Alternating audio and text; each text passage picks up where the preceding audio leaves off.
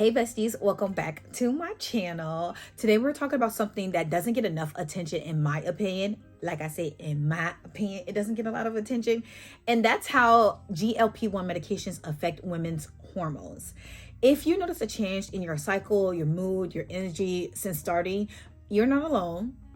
And baby, this is a safe place. We're going to talk about it, and we're going to talk about the cycles. So if you're a man and you're in this GLP-1 group, just know I'm going to talk about cycles. That's called a period. So get out now. Okay, if you're a man, because I know some men be iffy about it. But let's talk about our menstrual cycles. One of the first things I noticed when I started my GLP-1 was changes in my menstrual cycle. And guess what? A lot of women have reached out and stated that they experienced some changes in theirs too.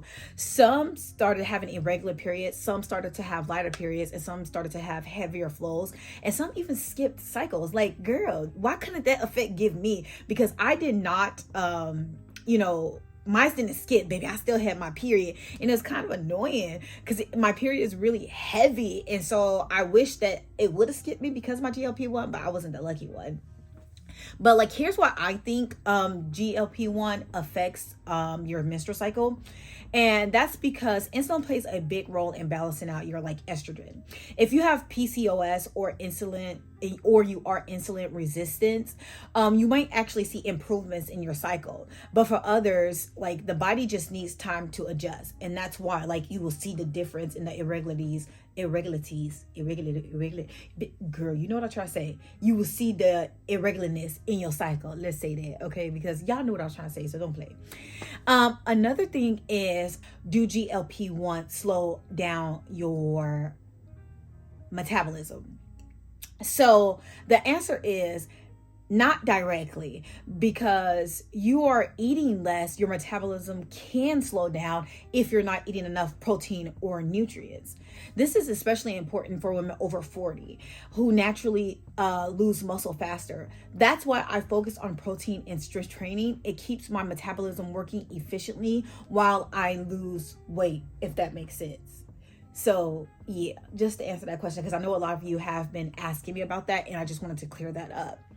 Another thing I would like to touch on is like mood and energy levels, because some of you have messaged me and told me that some of you felt sluggish when you first started, and some of you had like a boost of energy. So GLP-1 affects serotonin and dopamine, aka your feel-good chemicals. Some people feel amazing with more focus and energy, while others experience fatigue, especially in the beginning.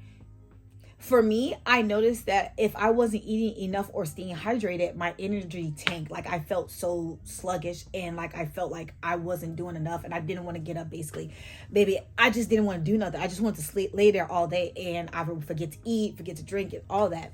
So if you're feeling sluggish, try increasing your electrolytes and protein. It makes a huge difference. And I know I keep talking about that protein, but girl, when you gonna listen? Like, you have to get the protein. It makes a huge difference.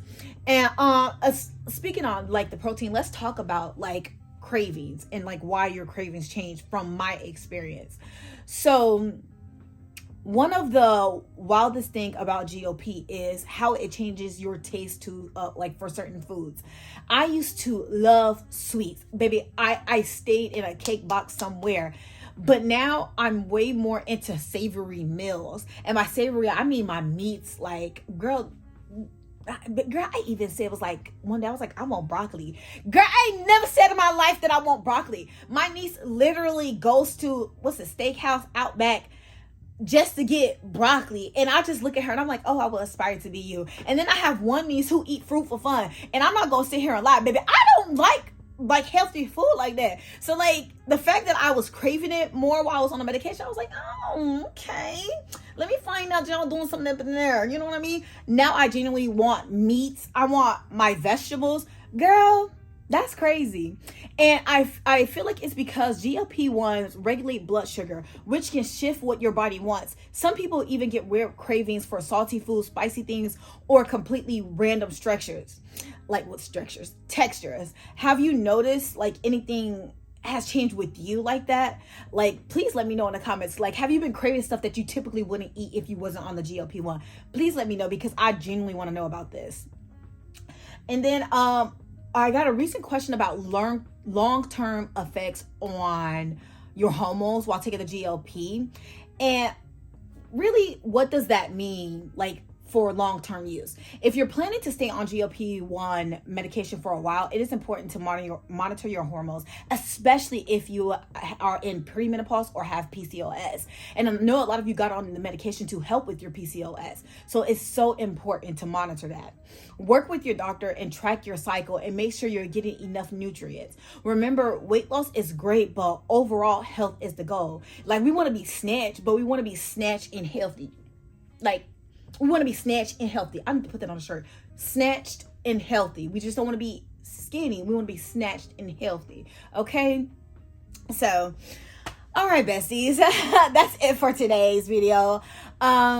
If you notice any hormonal changes since starting the GLP-1, drop a comment down below. I'd love to hear about your experience. And don't forget to like, comment, and subscribe. And turn on the notifications so that way you can be alerted when I post a video.